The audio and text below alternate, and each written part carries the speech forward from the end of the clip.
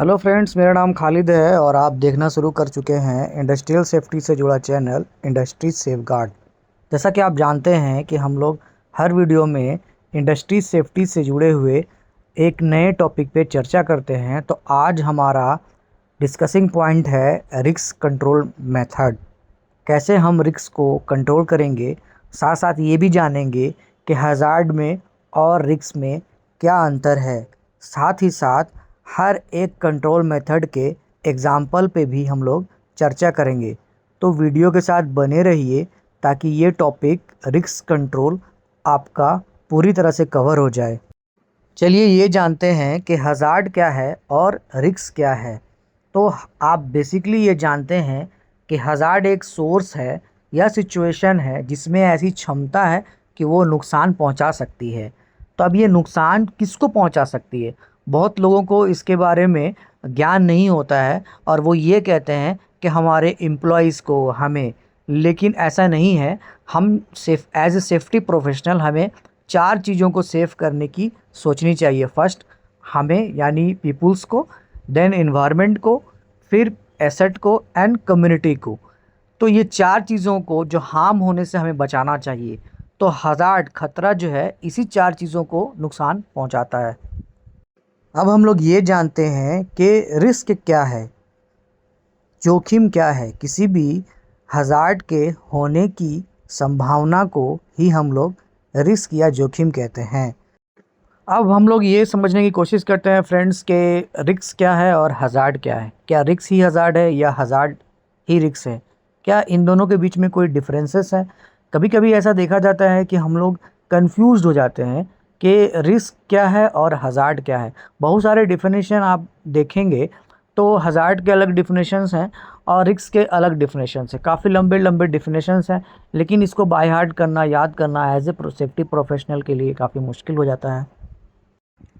पर जब आप हज़ार्ड और रिस्क को एनालिसिस करेंगे, दोनों के डिफिनेशंस को देखेंगे, तो आपको बेसिकली एक चीज़ बहुत अच्छे से क्लियर पता चलेगी कि हज़ार्ड और रिस्क में सिर्फ एक ही वर्ड का अंतर है, वो है चांस, होने की संभावना। रिस्क जो है हज़ार्ड के होने की, किसी भी हज़ार्ड के होने की संभावना को ही रिस्क कहा जाता है। रिस्क और हज़ार्ड में बेसिकली सिर्फ और सिर्फ एक ही वर्ड का अंतर है, वो है चांसेस। अब हम लोग ये समझने की कोशिश करते हैं कि रिस्क का कैलकुलेटिव फॉर्मेट क्या है, कैलकुलेशंस क्या है इसके। तो रिस्क को basically product of likelihood and consequence भी कहा जाता है। जब आप रिस्क के फॉर्मूले में जाएंगे तो रिस्क जो है वो लाइक्लीहुड और कॉन्सिक्वेंसेस का प्रोडक्ट है।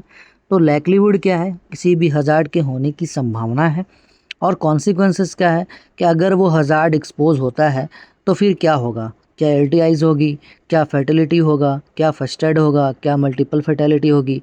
तो ये ह्यूमन के नेचर्स में, अगर एसेट की बात करें तो क्या मॉडरेट डैमेज होगा, क्या स्लाइटली डैमेज होगा। तो ये सारा कुछ जो है वो लाइक्लीहुड और कॉन्सिक्वेंस के बेस पे ही रिस्क को हम लोग कैलकुलेट करते हैं।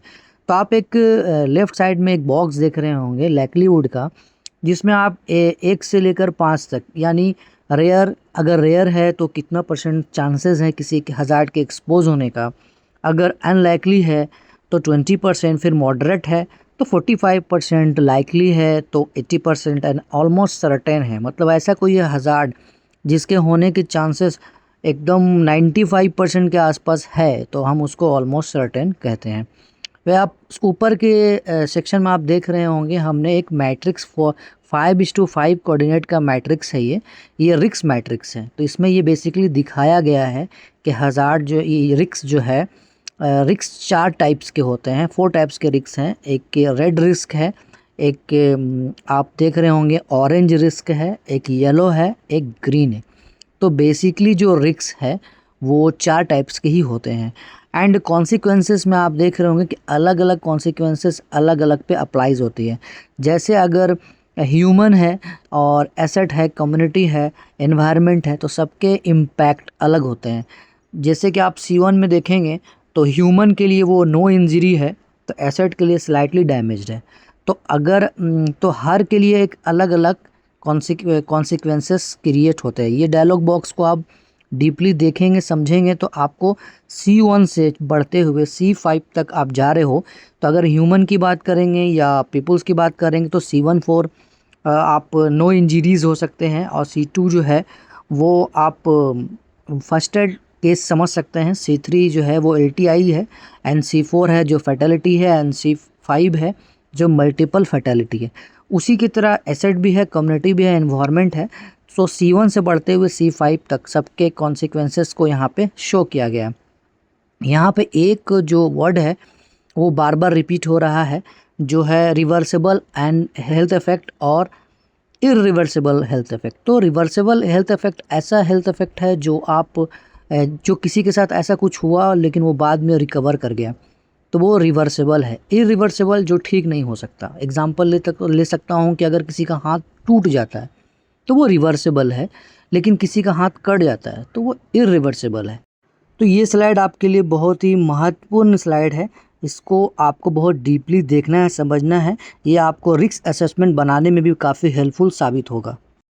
अब जो ये डायग्राम आपके सामने दिख रहा है यही रिस्क कंट्रोल का डायग्राम है, जिसको रिस्क कंट्रोल मेथड भी कहते हैं, का डायग्राम कहते हैं। और बेसिकली रिस्क जो कंट्रोल होता है इसी डायग्राम में जो अलग अलग सेक्शंस और पार्ट हैं इसका ही यूज़ करके रिस्क को कंट्रोल किया जाता है। तो सबसे पहले जो आप देख रहे होंगे, सबसे पहले एलिमिनेशन है। एलिमिनेशन मतलब हटा देना। अगर आप किसी साइट पे कोई हज़ार्ड देखते हैं तो सबसे पहले आपके माइंड में ये बात आता है कि इस हज़ार्ड को कैसे भी करके यहाँ से हटा देना है। लेकिन अगर वो आप ये समझेंगे कि अगर वो चीज़ को अगर आप हटा देंगे तो आपका काम ही रुक जाएगा, आपका डिज़ायर वर्क जो है वो कंप्लीट नहीं होगा, तो फिर आप सब्स्टिट्यूशंस में जाते हैं। मीन्स आप ये सोचते हैं कि ठीक है, अगर यही अगर यूज़ कर सकते हैं तो क्या इसका कोई दूसरा टाइप्स यूज़ कर सकते हैं जिसमें कम रिस्क हो, जिसमें कम रिस्क का लेवल थोड़ा डाउन हो सके। तो आप सब्स्टिट्यूशंस मेथड की तरफ जाना चाहते हैं। लेकिन अगर आपको ये पता चलता है कि नहीं, सब्स्टिट्यूट भी अगर आप करेंगे तो वो भी पॉसिबल नहीं है, क्योंकि उसकी इफ़ेक्टिविटी जो है, उसका जो पावर है या जो काम करने का जो कैपेसिटी है वो डाउन हो जाएगा। तो फिर आप इंजीनियरिंग कंट्रोल करते हैं। इंजीनियरिंग कंट्रोल में सारे इनिशिएटिव जो हम पर्टिकुलरली साइट पे टाइम टू टाइम करते हैं वो सारा इंजीनियरिंग कंट्रोल में ही आता है। देन उसके बाद आता है एडमिनिस्ट्रेटिव कंट्रोल। एडमिनिस्ट्रेटिव कंट्रोल में मोस्टली हमारा जो भी इंस्ट्रक्शंस टाइप का जो होता है वो सारा कुछ एडमिनिस्ट्रेटिव कंट्रोल होता है, like PPA, like SOP, like permit to work, like instructions, display board, ये ट्रेनिंग्स, ये सारा कुछ जो है वो एडमिनिस्ट्रेटिव कंट्रोल में ही आता है। एंड देन PPs सबसे लास्ट, इसीलिए PPs को लास्ट लाइन ऑफ डिफेंस कहते हैं, कि जब हम कुछ भी नहीं कर पाएंगे तो रिस्क को कंट्रोल करने के लिए, अपने आप को बचाने के लिए हम लोग PPs का यूज़ करते हैं। तो एलिमिनेशन से चलते हुए हम PPs तक पहुंचते हैं। ये step by step he risk control है। रिस्क का लेवल को हम लोग डाउन करते हैं इन सारे स्टेप्स को फॉलो करके। अब फ्रेंड्स, हम लोग एक एक करके हर स्टेप को एग्जाम्पल के ज़रिए समझने की कोशिश करते हैं। तो फर्स्ट हमारा एलिमिनेशन, जो हम लोगों ने डायग्राम में पढ़ा एलिमिनेशन। तो आप देख रहे होंगे पहले जो गैस कटिंग का काम हो रहा था वो एक गैस कटर करता था, लेकिन अब जो है वो एक मशीन आ गई है, पब मशीन। वो भी मशीन गैस कटिंग का काम करती है।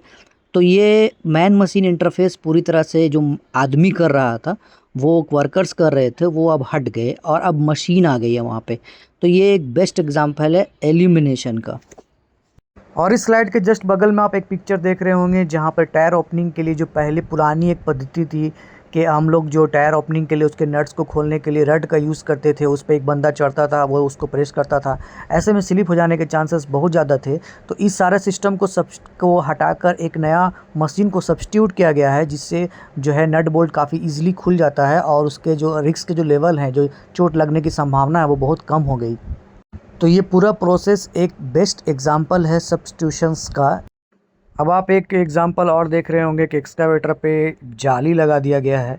तो ये भी एक इंजीनियरिंग कंट्रोल का बेस्ट एग्जांपल है कि किसी तरह का कोई बाहरी मटेरियल्स जो है वो ग्लास को हीट ना करे और अंदर बैठा हुआ जो ऑपरेटर है उसको किसी तरह का नुकसान ना पहुंचे।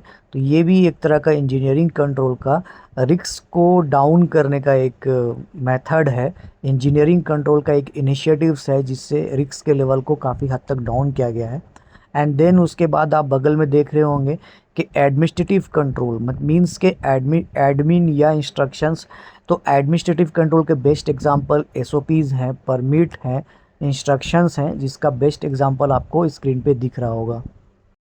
तो फ्रेंड्स, अब बारी आ गई है कि कुछ ऐसे क्वेश्चंस पे हम लोग डिस्कस करें जो हमेशा इंटरव्यू में रिस्क कंट्रोल के रिगार्डिंग पूछे जाते हैं।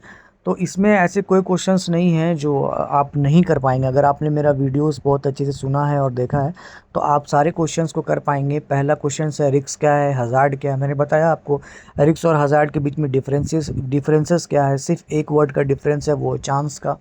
और रिस्क का कंट्रोल मेथड मैंने बहुत डिटेल में आपको बताया है। लाइक्लीहुड भी क्या है, कॉन्सिक्वेंसेस का एक पूरा स्लाइड है जो आप देख सकते हैं। रिवर्सिबल इरिवर्सिबल हेल्थ इफेक्ट भी मैंने आपको बहुत अच्छे से एग्जांपल से बताया है। कितने टाइप्स के रिस्क हैं, 4 टाइप्स के रिस्क होते हैं। तो ये क्वेश्चन तभी आप कर पाएंगे जब आपने मेरी सारे वीडियोस में जो भी डिस्कशन हमने आपके साथ किया है आपने उसको ध्यान से सुना होगा। तो ये क्वेश्चन का आंसर आप खुद ब खुद कर लेंगे। तो फ्रेंड्स, इस टॉपिक में जितना भी कुछ इम्पोर्टेंट पॉइंट्स थे हम लोगों ने सारे पे डिस्कस किया आपके साथ। बहुत ही एग्जाम्पल तरीके से इसको मैंने बताया ताकि आपका सारा डाउट्स रिस्क और कंट्रोल और हज़ार्ड के रिगार्डिंग सब कुछ आपका एक बार क्लियर हो जाए। मेरे वीडियो थोड़े लंबे ज़रूर हैं, बट अगर आप मेरे वीडियोस को एक बार अच्छे से ध्यान से सुन लेते हो तो मुझे नहीं लगता फ्यूचर में और आपको इस टॉपिक पे आके पढ़ने या समझने की ज़रूरत पड़ेगी। तो इस टॉपिक के लिए अब इतना ही। चलिए मिलता हूँ आपसे नेक्स्ट वीडियो में नेक्स्ट टॉपिक के साथ। अगर आप इस चैनल पे नए हैं तो कृपया करके इसको सब्सक्राइब करें और अपने कलीग्स, अपने फ्रेंड के साथ इसको शेयर करें। अपना ख्याल रखिए और सुरक्षित रहिए।